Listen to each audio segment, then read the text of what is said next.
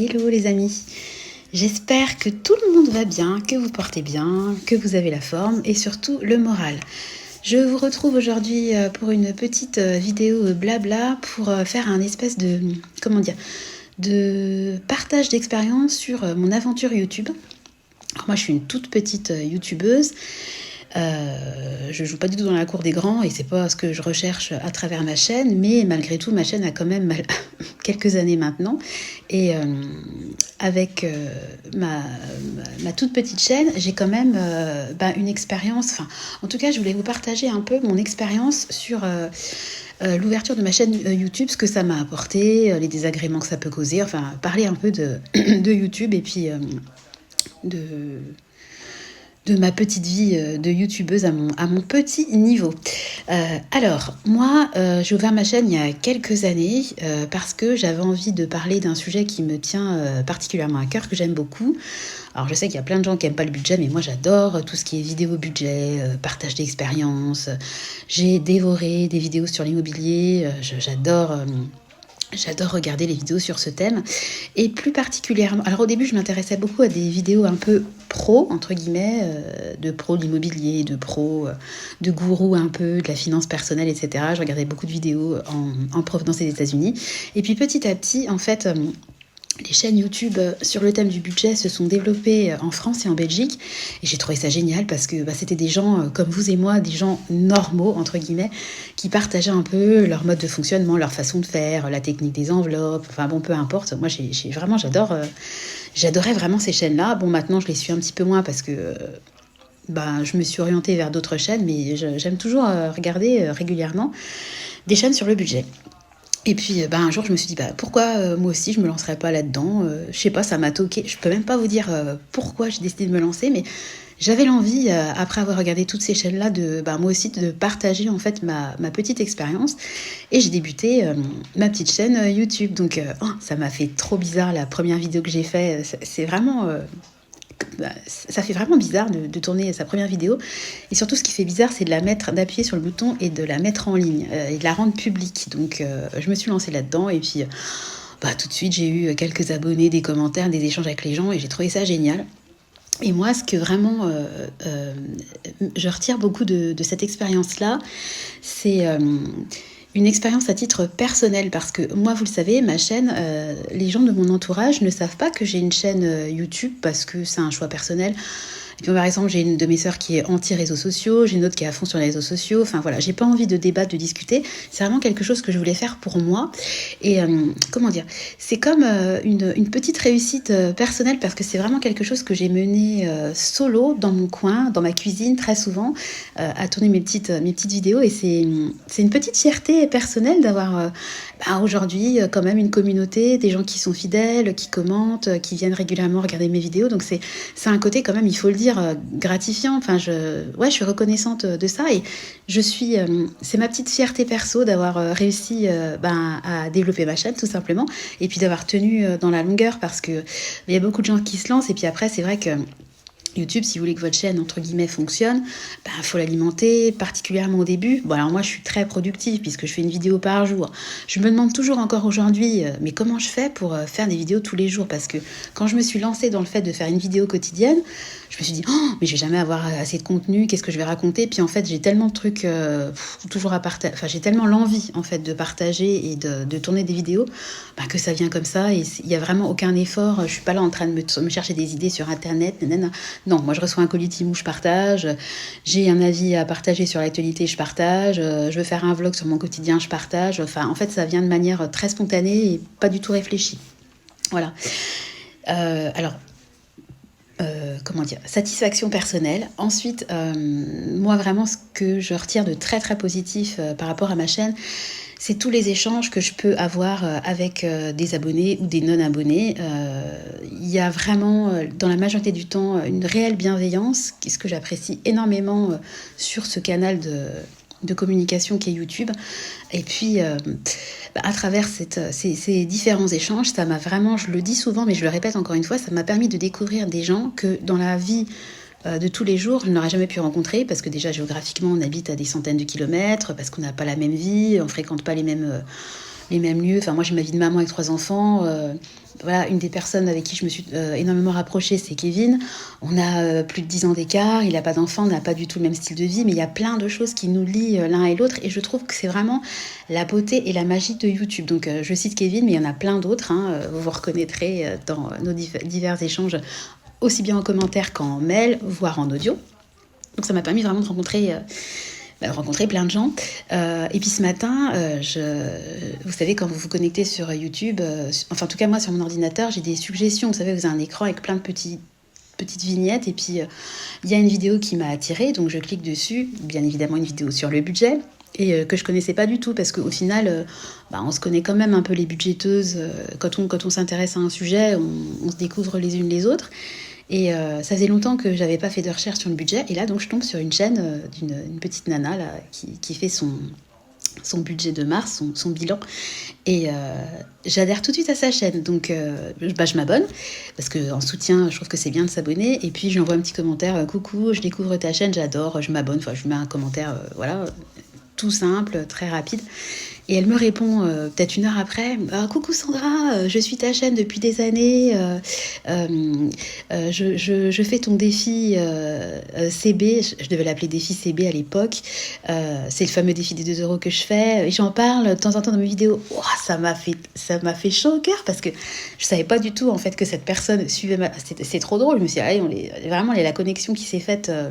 Comme quoi, c'était écrit qu'on devait se parler.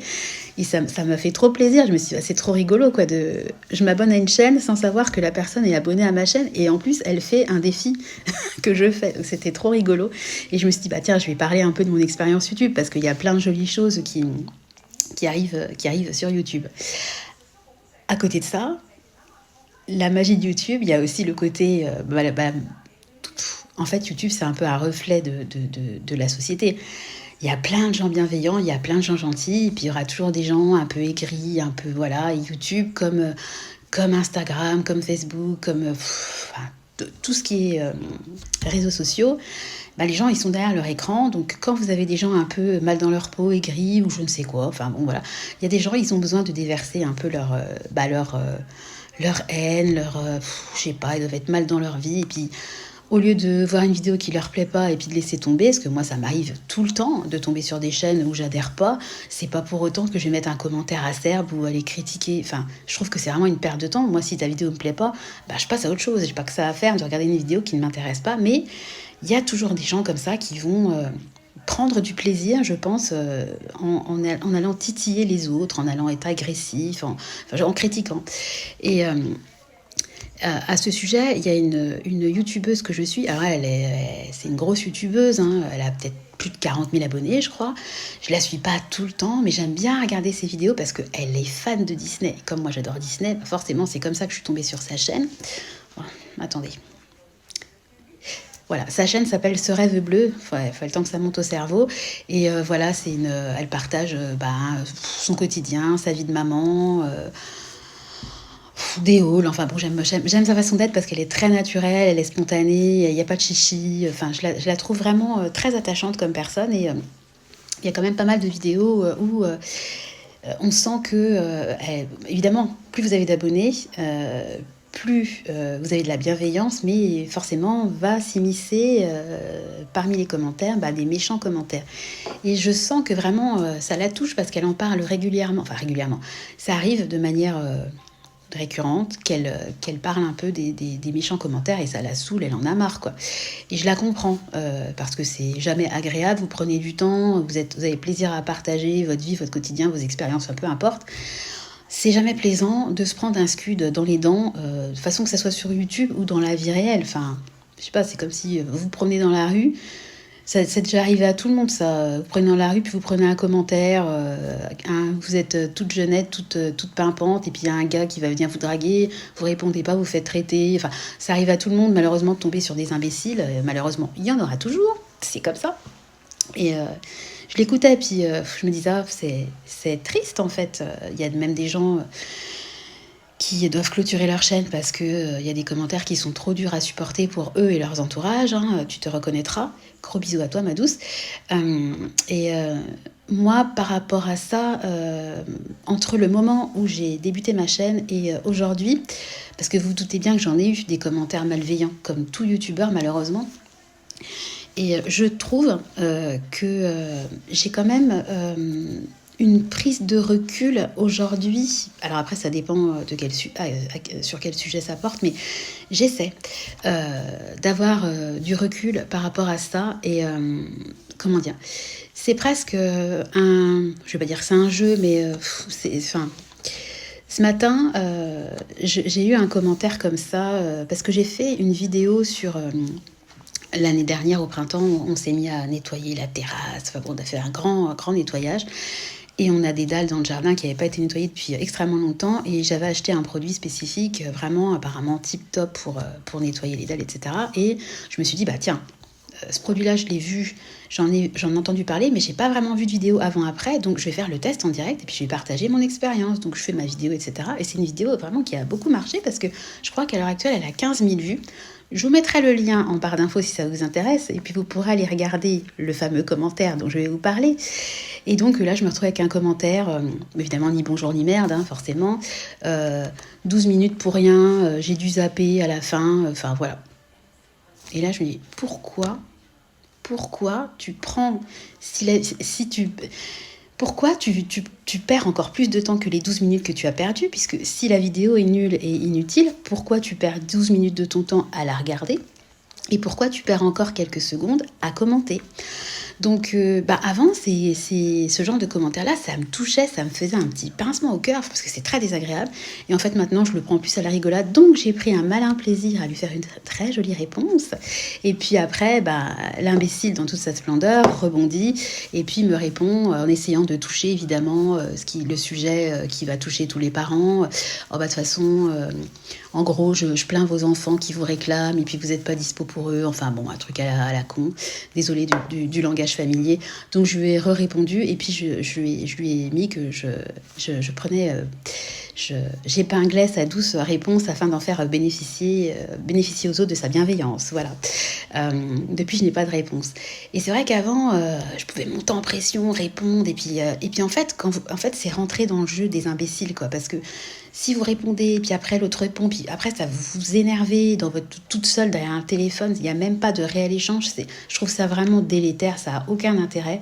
Donc j'ai pris un petit plaisir à faire une joute verbale, enfin verbale, épistolaire, et puis voilà, je passe à autre chose. Hein. L'autre, je lui ai fait 2 réponses, c'est bon, j'ai pas passé ma journée là-dessus, mais comment dire, moi en fait, j'arrive à un stade aujourd'hui où j'ai pas à prouver aux autres qui je suis parce que je sais qui je suis. Et je vais pas rentrer dans des justificatifs, même si son commentaire c'était vraiment nul, parce que attaquer en plus sur les enfants, sur le rôle d'une maman, c'est vraiment le truc le plus bas qu'on puisse faire. Mais après, moi je me dis vraiment que il y a vraiment des gens qui doivent vraiment être mal, et tellement mal qu'en fait ils ont besoin de piquer les autres, de faire du mal aux autres pour se sentir exister. Et vraiment, moi je vous jure, ça me fait vraiment pitié pour les gens. Je me dis, mais le pauvre gars derrière son écran, mais vraiment, vraiment, honnêtement, je le plains. Bref, tout ça pour dire qu'en fait, au final, ces quelques commentaires médisants que j'ai eus, franchement, j'ai une communauté extrêmement bienveillante et je le répète, c'est extrêmement rare que ça arrive, ce genre de commentaires. J'ai de la chance, je pense. Au final, ils ont presque été bénéfiques parce que quand j'ai les premiers que j'ai eus, j'avais vraiment... limite, ça me faisait des palpitations. Vraiment, je le vivais très, très mal. Et en fait, maintenant, je vous dis, ils ont presque été bénéfiques parce que ça m'a permis vraiment de prendre du recul par rapport à la bêtise humaine, parce qu'en réalité, il y aura toujours des gens dont le plaisir sera de piquer les autres, dont le plaisir sera d'aller sur des réseaux. Et puis c'est comme des fois sur Instagram, je vois des gens, ils sont hyper méchants sur le physique des personnes, alors que quand vous cliquez sur leur profil...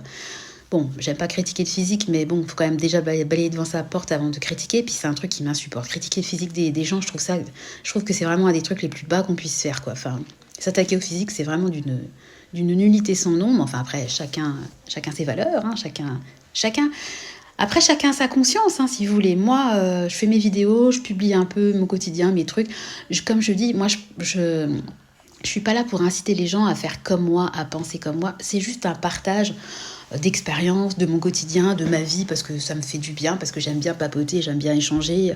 Et puis, j'ai des commentaires qui m'ont été très utiles dans mon quotidien et que j'applique grâce à vous, parce que bah voilà, moi je suis pas toute la journée à chercher des astuces sur internet, sur machin, j'ai d'autres chats à fouetter aussi. Mais quand j'ai des commentaires qui me parlent, bah forcément, je dis ah bah ouais, ça c'est sympa, je vais essayer, bah tiens, pourquoi pas. Et puis c'est vrai qu'il y a des choses que j'applique maintenant dans mon quotidien.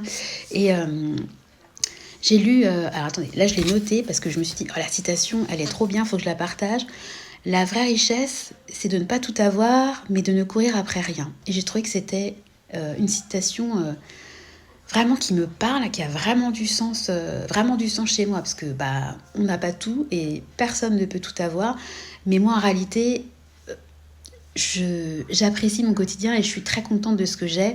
Je trouve que j'ai une belle vie, enfin, en tout cas, je suis même plus satisfaite de la vie que j'ai que ce que j'aurais pu imaginer étant ado. Voilà, moi je me voyais mariée, machin, etc. Mais je trouve qu'on a vraiment eu un beau parcours de vie avec mon mari. On a créé une famille, on a investi. Et ma chaîne YouTube, bah, ça fait aussi partie des réussites de ma vie. Voilà, je le dis, moi je suis fière d'avoir développé ma chaîne. Ça, elle peut paraître euh, inintéressante pour certains. C'est une très petite chaîne, j'ai pas beaucoup d'abonnés, mais moi je fais pas la course aux abonnés. Vous m'entendrez jamais dire dans mes vidéos, commentez, likez, abonnez-vous, partagez, parce que moi je me dis toujours que les gens, si ça les intéresse, ils vont ça. Enfin, vous voyez, c'est comme la chaîne de ce matin, j'ai regardé, je me suis abonnée. En fait, moi, c'est pas parce qu'on me dit de m'abonner que je vais m'abonner ou voilà. Enfin, je pense que ça doit venir spontanément. Et si on accroche avec la personne qu'on regarde, on va s'abonner, on va commenter, on va partager. Ça viendra. Moi, je suis quelqu'un de très spontané et je veux que ma chaîne reflète vraiment la personne que je suis. Donc voilà. Bref, c'était un petit blabla sur mon expérience de quelques années sur YouTube, suite à la création de ma chaîne. Je voulais aussi dire aux personnes qui hésitent, qui ont un petit peu peur de se lancer, est-ce que je vais avoir assez de contenu, est-ce que ça va intéresser les gens, j'ai peur qu'on voit mon visage, etc. Vous avez des solutions, vous pouvez mettre une grosse tête comme moi et puis comme ça vous gardez votre anonymat. Et puis je pense qu'une chaîne YouTube, quand on la crée, il faut avant tout la faire pour soi. Il ne faut pas la faire en se disant ouais, mon objectif c'est avoir 1000 abonnés dans 6 mois, je veux gagner 100 euros par mois, ça me fera un complément de revenu, etc. Non, il faut vraiment parler de quelque chose qui vous plaît. Donc moi, j'aime bien raconter ma vie, donc ma chaîne, le contenu de ma chaîne me convient. Il faut être à l'aise avec ce qu'on raconte, pas essayer de pas jouer un rôle, parce que je pense vraiment que les gens se rendent compte du fait qu'on soit pas vrai, entre guillemets.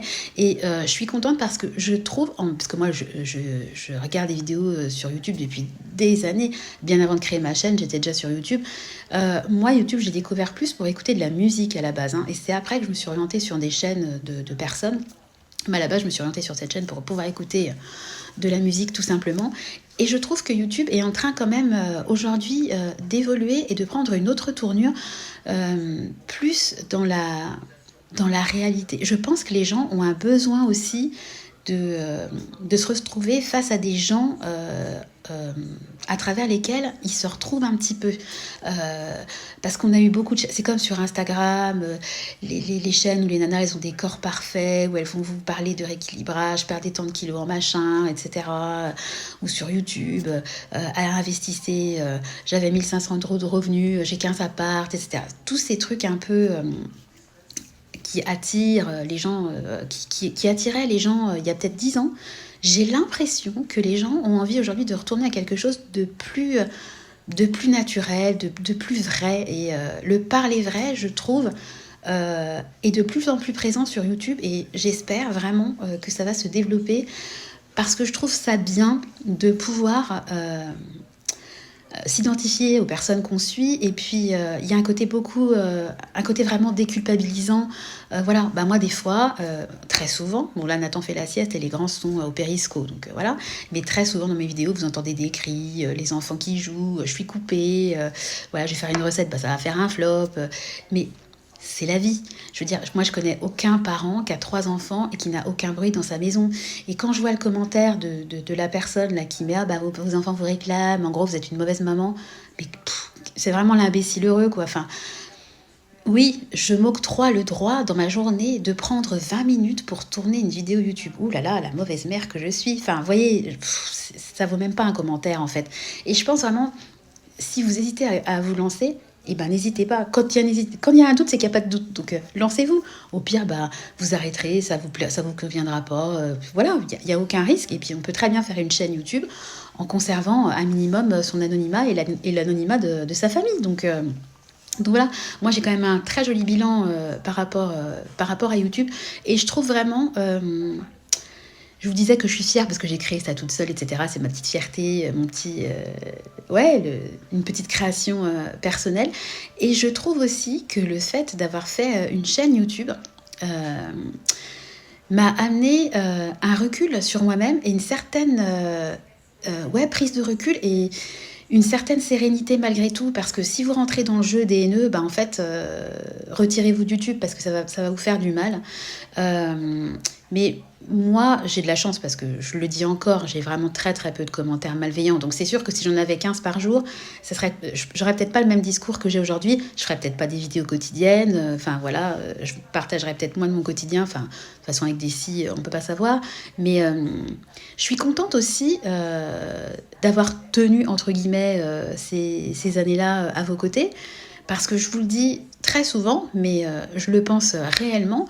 Ben moi, cette chaîne, elle me fait du bien. C'est un peu mon petit moment d'évasion où je peux voilà, découvrir de nouvelles personnes, papoter, raconter mes petits déboires du quotidien, ou mes joies, ou mes interrogations, mes tergiversations, parce que je suis toujours en train de cogiter. Moi, je suis pas du tout quelqu'un de sûr de moi, hein. Je me remets tout le temps en question. Et c'est pour ça qu'à chaque fois, je vous dis, je ne suis pas là pour vous dire faites ci, faites ça. Je suis juste là pour partager un peu de ma vie, de mon quotidien, tout simplement.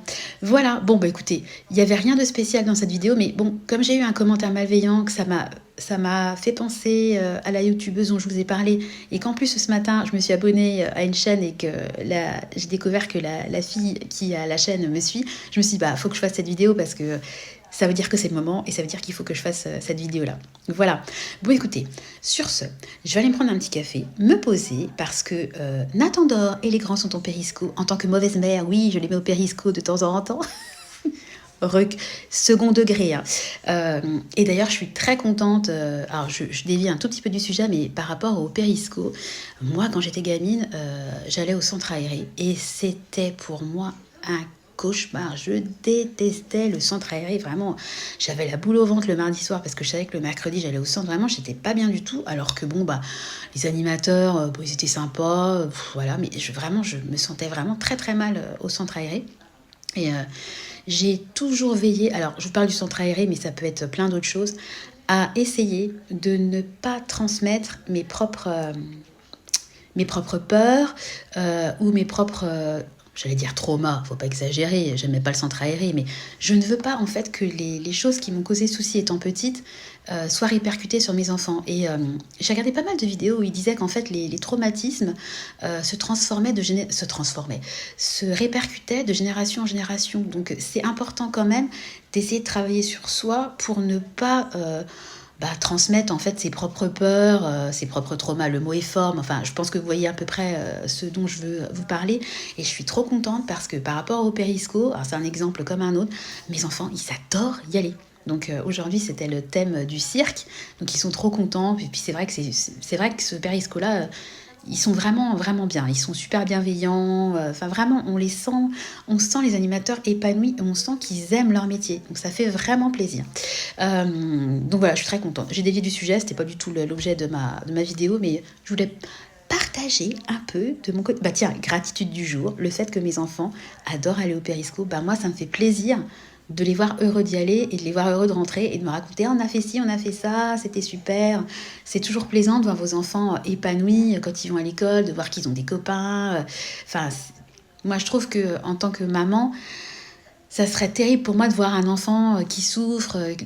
Moi, j'étais super timide quand j'étais petite, donc j'étais très, très, très isolée et ça m'a beaucoup marquée. Donc, c'est pareil, c'est quelque chose que je veux surtout pas transmettre à mes enfants. Donc, je suis trop contente parce que je vois qu'ils sont bien dans leur basket. Et pour moi, ça, c'est une de mes plus belles réussites, quoi, de faire en sorte que mes enfants soient bien dans leur basket, soient heureux, quoi, tout simplement, et une vie d'enfance insouciante, sans se prendre la tête, une vie d'enfant, quoi.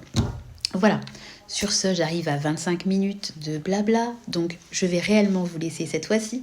J'espère que mon petit blabla sur YouTube vous aura intéressé parce que c'est un partage d'expérience qui peut être sympa aussi de voir comment nous, en tant que youtubeurs, on ressent aussi les choses derrière l'écran.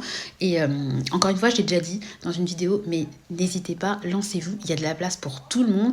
Et moi, étant dans la bienveillance, eh ben, je serai toujours du côté de tout le monde. Voilà. Allez, sur ce, je vous souhaite une très belle journée. Prenez bien soin de vous. Je vous fais de gros bisous et je vous donne rendez-vous dès demain dans une nouvelle vidéo. Allez, je vous embrasse. À demain. Bye bye.